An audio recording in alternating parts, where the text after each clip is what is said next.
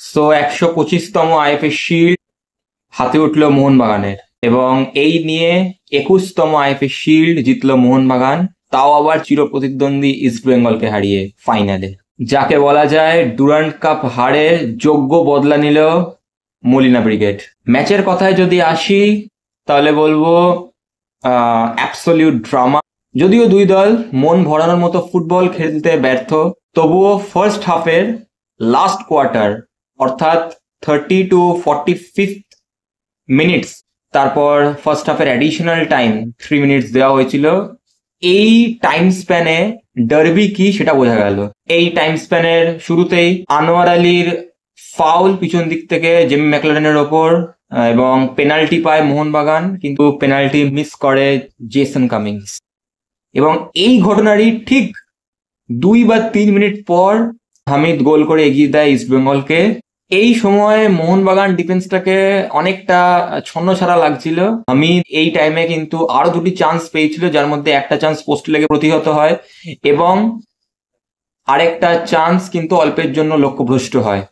এরপর প্রথমার্ধের সংযোজিত সময় মোহনবাগান একটা অ্যাটাক তুলে আনে, যেখান দিক থেকে আপুইয়ার একটা দূরপাল্লার শট ক্রসবারে লেগে গোল লাইন অতিক্রম করে।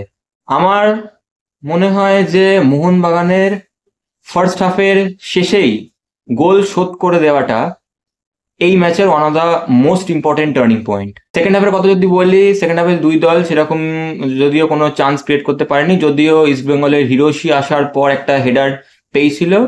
এবং মোহনবাগানের কথা যদি বলি, দেন মোহনবাগান সেকেন্ড হাফের অ্যাডিশনাল টাইমের একদম লাস্ট মিনিটে একটা ফ্রিকিক পায়, যেখান থেকে রবসন রবিনহো একটা আউটস্ট্যান্ডিং ফ্রিকিক নিয়েছিল, এবং সেখান থেকে একটা ব্রিলিয়েন্ট হেড ছিল মেহতাব সিং এর, যদিও সেই হেডটা কিন্তু বাঁচিয়ে দেয় গিল।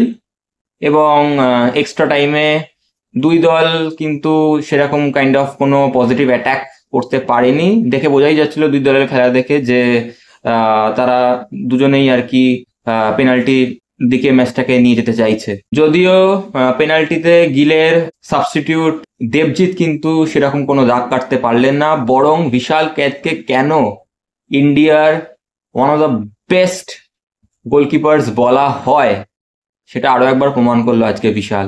জয় গুপ্তার শট বিশাল সেভ করতেই যেন আইএফএ শিল্ড জয়ের আনন্দ শুরু হয়ে যায় মোহনবাগান গ্যালারিতে। এরপর দিমি ও মেহতাব পেনাল্টি থেকে গোল করতে মোহনবাগানের 21তম আইএফএ শিল্ড জয়ে শিলমোহর পড়ে যায়। যাই হোক, যাওয়ার আগে একটা কথাই বলবো, জয় মোহনবাগান।